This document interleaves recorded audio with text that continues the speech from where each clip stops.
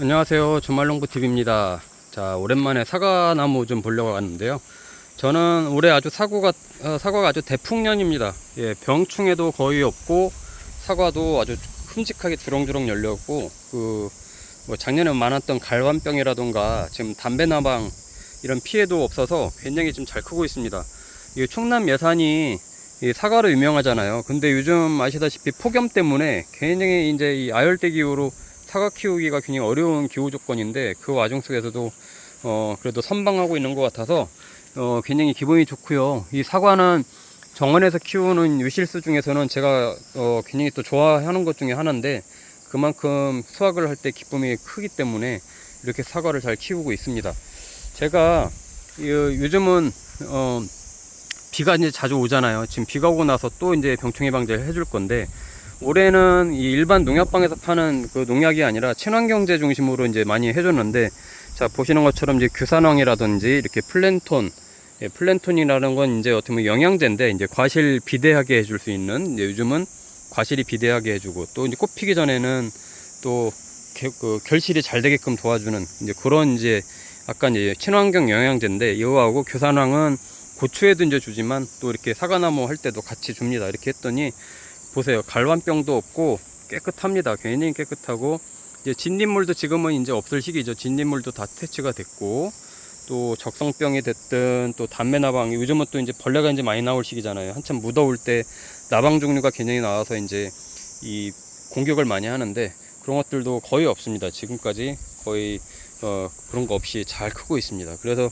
거의 요즘은 매주 일주일 간격으로, 저 이제 주말 농부다 보니까 거의 매주 간격으로 이걸 이렇게 같이 섞어서 줘요. 이게 사과나무만 해주는 게 아니라 옆에 보는 포도나무 같은 경우도 같이 해서 주고, 또 이왕이 했을 때 또 고추도 같이 주기도 하고 이렇게 하는데, 그렇게 했더니 깨끗하게 잘 커요. 그래서 저도 아주 올해 이제 만족스럽게 이제 사과를 키우고 있는데, 이 병충해 방제가 굉장히 중요합니다. 사과는 뭐 어느 때보다도 지금이 이제 이 비가 오고 나서 이제 굉장히 이제 무더울 때, 특히 이제 해충들도 굉장히 많고, 또 이 탄저병 종류, 갈반병, 역병 이런 것들이 이제 굉장히 많이 생기는데, 그거를 이제 예방을 해야 됩니다. 오늘도 이제 비가 오락가락 하고 있어서 저도 비가 그치고 나면 다시 한번 또 해줄 건데, 이렇게 비 오고 나서는 반드시 해줘야 돼요.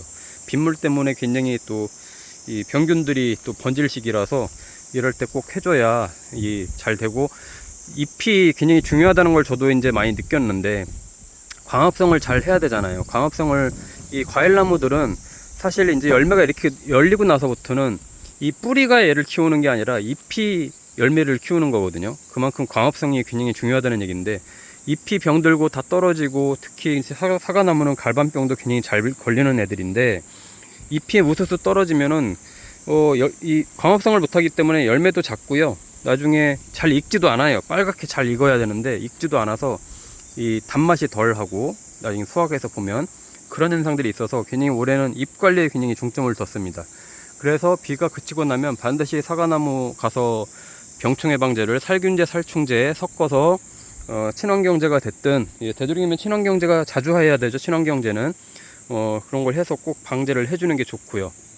그리고 이제 나방 종류들은 밤에 활동을 많이 합니다. 밤에 활동을 많이 하기 때문에 이런 애들을 이제 아침에 이제 그래서 방제를 해주는 게 좋은데, 저는 이제 친환경제를 할 때 직접적으로 나방이 됐든 이런 애들 이 다음 이게 딱 뿌려서 소독을 해서 나방이 직접 닿으면 죽는 것뿐만 아니라, 나중에 여기 붙어 있다가 이런 애들 갉아먹거나 뭐 하려고 할 때 섭식해도 죽는 그런 약들도 같이 섞어서 해주거든요. 그런 것도 같이 해주면 이 나방 종류들이 더 번식하는 데는 좀 방제를 확실히 많이 할 수 있는 것 같아요.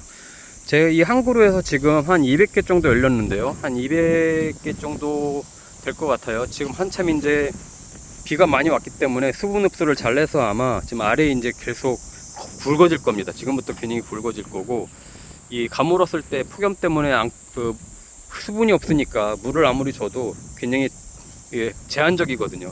근데 이제 지금은 비가 많이 왔기 때문에 알이 많이 굵어질 때예요. 자, 요거 보이는 거는 홍로고요. 홍로고, 얘는 이제 지난 가을에 심은 애라 올해는 이제 뿌리 잡는 거에 이제 중점을 두고, 내년부터 이제 가지들이 이제 뻗어 나가겠죠. 옆에 있는 것도 부사입니다. 제가 부사를 두 그루 키우는데, 특히 이 나무가 작년에 갈반병으로 굉장히 고생을 했어요. 거의 작년 영상 보신 분들 알겠지만 마지막으로 갈수록 잎이 다 떨어져서 거의 나무가 가지만 남아있을 정도로 열매만 대롱대롱 매달려 있어서 열매가 안 익는 현상들이 있었는데 올해는 잘 컸습니다. 그리고 물론 무엇보다도 알속기를 올해는 좀 저도 신경 써서 했어요. 1년생 가지에서 나오는 애들, 이렇게 1년생 가지에서 나오는 애들은 딱 한 개씩만 남기고, 그리고 또 요것도 1년생 가지죠. 올해 나온 가지인데 여기서 나오는 애들은 딱 한 개씩만 남기고, 그리고 옛날까지 묵은 가지에서 나오는 애들은 좀 어느 정도 간격을 보면서 키워서 이런 애들은 더 굵게 만들고, 그래서 전체적으로 수확량을 조금 포기하더라도 알이 굵게끔 하는 쪽으로 좀 하고 있고요. 저도 이렇게 좀 계속 보면서 살펴보고 있는데, 자, 이런 잎들은 따줘야 됩니다. 이런 잎들이, 이런 건 적성병은 아니에요. 적성병은 아니고 이제 갈반병으로 갈 수 있는 초기 증세들도 있고, 이런 것들을 이제 미리 따줘서 이런 것들을 옆으로 이제 번지지 않도록 이런 것들은 따서 멀리 버려줘야 됩니다. 그리고 잎을 계속 이렇게 다니면서 방치하지 말고 그런 것들 따줘야 되고요. 그리고 이런 것도 보시면 이렇게 있잖아요. 이렇게 생깁니다. 이렇게 안 생길 수가 없어요. 요즘 뭐 기후가 도저히 사과를 키울 수 있는 기후가 아닙니다. 우리나라도 이제는 이런 충남 예산도 기후가 아열대 기후라서 굉장히 이제 갈수록 이런 부사도 키우기 어려운 기후가 된 것 같아요. 그나마 이제 이것도 잘 버티고 있는 건데, 안 그러면요, 이쪽 보여드릴게요. 열과 이 햇빛 대임 현상이죠. 예, 열과는 아니고, 예, 이렇게 이제 이런 햇빛을 직접적으로 이제 받으니까 굉장히 뜨거웠잖아요. 35도, 36도까지 올라갔거든요. 근데 나뭇잎에 이렇게 가려져 있는 애들은 괜찮은데, 직접적으로 햇빛을 보는 이런 애들은 이런 피해를 입습니다. 이렇게 다 데여가지고 직접적으로 이런 데도 그렇고요. 이렇게 이런 애들은 나중에 썩을 거예요.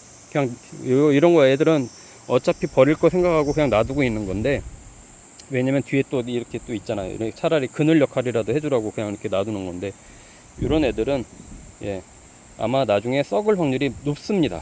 예, 어쩔 수 없어요. 그런데 이런 애들 방지하려고 저도 작년에 이 사과 봉지를 세워줬었는데 그다지 좋지 않더라고요. 나중에 보면 이렇게 익는 것도 그렇고 또 단맛이 드는 것도 그렇고 이런 게 여러 가지로 색깔도 그렇고 별로 안 좋아서 그냥 조금 햇빛 대임이 생기는 것도 있다고 하더라도 그냥 놔둬서 이렇게 키우고 있고요. 물론 사과 봉지를 세워주면 이 해충들의 공격에는 좀 강합니다. 나방 종류들 특히 이런 것들은 좀 예방을 할 수 있는데, 결과적으로는 사과가 맛있지가 않더라고요. 나중에 물론 수확하기 한 달 반, 2달 전쯤에 이제 벗겨주는데 그럼에도 불구하고 그렇게 썩 좋은 맛이 들지 않아서 그냥 놔두고 있습니다. 자, 이것도 보세요. 직접적으로 햇빛에 데여가지고 이렇게 뻘겋게 우리 사람 얼굴처럼 이렇게 이제 뻘겋게 되는데, 이런 애들이 생깁니다. 어쩔 수 없어요. 이게 또 이제 비가 그치고 나면 분명히 또 해가 쨍하고 이제 나올 텐데 그런 피해를 입을 수 있습니다. 뭐 전문용어로는 뭐 일소 현상이라고 하는데, 뭐 그런 것들 어느 정도 감수하고 해야 되죠. 자, 이런 것들, 이런 잎들 잘 보시고 따서 멀리 버려야 됩니다. 이렇게 생긴 것들, 이런 거 방지하려고 살균제를 해주는 건데요, 이 100% 완벽하게 키울 수는 없습니다. 솔직히 저도 이 정도만 돼도 굉장히 성공했다고 저도 자부하면서 이렇게 하는 건데, 이걸 뭐 100% 이런 병균이 감염되는 걸 막을 수 있다라고 하는 건 너무 어려운 일이고요. 더 이상 막 번식되지 않도록, 옆으로 번지지 않도록 해주는 거가 목표지, 단 한 개도 안 생기게, 병균이 안 생기게 하겠다고 하는 건 어려운 일인 것 같아요. 그나마 일주일에 한 번씩 해주니까 이 정도 되는 거고, 살균제, 살충제를 그래도 친환경제로 해주니까 조금은 안심하고 저도 하는 편입니다. 그래도 일반 농약보다는, 독한 농약보다는 친환경제로 해주는 거니까요. 이 찍는 순간에 바람이 이렇게 많이 부는데요, 이 사과나무가 제가 이렇게 잘 버티게 할 수 있는 이유 중에 하나는, 밑에 지주대를 다 가지마다 이렇게 Y자 지주대를 해줬잖아요. 해주고 나서 끈으로 양옆에서 땅땅하게 다 당겨졌습니다. 그러기 때문에 가지들이 막 이렇게 윗돌거나 뭐 이렇게 위아래로 막 들썩들썩 하거나 이런 게 없이 거의 제자리에서 움직이게끔 해가지고 가지가 부러지지 않게 한 것도 있어요. 이거 중요합니다. 앞으로 태풍도 올 수 있고, 이번에 큰 비 왔을 때도 돌풍이 굉장히 많이 불었는데, 그런 순간에 이제 무거워지잖아요. 열매가 열리면 무거워지는데 가지들이 툭툭 부러집니다. 그러니까 이 가지들이 돌아다니지 않도록 이렇게 Y자 지지대 이런 거 이렇게 좀 해서 보여드릴게요. 이렇게 Y자 지지대 해가지고 끈으로 양쪽에서 묶어서 이 지지를 해주면 이 바람에 이렇게 흔들리면 이쪽으로 갈 땐 제가 잡아주고 이쪽으로 갈 때는 이쪽에 있는 애가 잡아주고, 그래서 가지가 막 흔들리지 않게끔 해주는 것도 기능이 중요합니다. 자, 제가 사과나무 이렇게 키우는 거 가끔 보여드리는데 이 한 그루에 한 200개씩 총 한 400개 정도 올해 수확을 예상을 하는데, 이제 비가 왔으니까 잘 클 거예요. 이제 굉장히 굵어질 겁니다. 지금부터는 알도 굉장히 벌써 이제 손보다 커지고, 부사 사과입니다. 부사인데 굉장히 커지고 있는데, 지금부터는 이제 병충해 방제에 총력을 다할 겁니다. 지금부터는 살균제, 살충제 비가 오고 나면 반드시 꼭 해줘야 되고요. 최소한 2주 간격에 한 번씩은 해줘야 이 수확 때까지 멀쩡한 사과를 따먹을 수 있다. 안 그러면 수확량이 굉장히 떨어지게 될 겁니다. 자, 그러니까 가끔 제가 사과나무 키우는 걸 이렇게 보여드리는데 살충제, 살균제 같은 거 잘 하시고 또 큰 비바람에 쓰러지지 않도록 잘 관리를 하시면 좋을 것 같아요. 주말농부TV 구독과 좋아요, 알림 설정해 주시고 앞으로 사과나무 키우는 것도 간간히 공유 드리도록 하겠습니다. 감사합니다.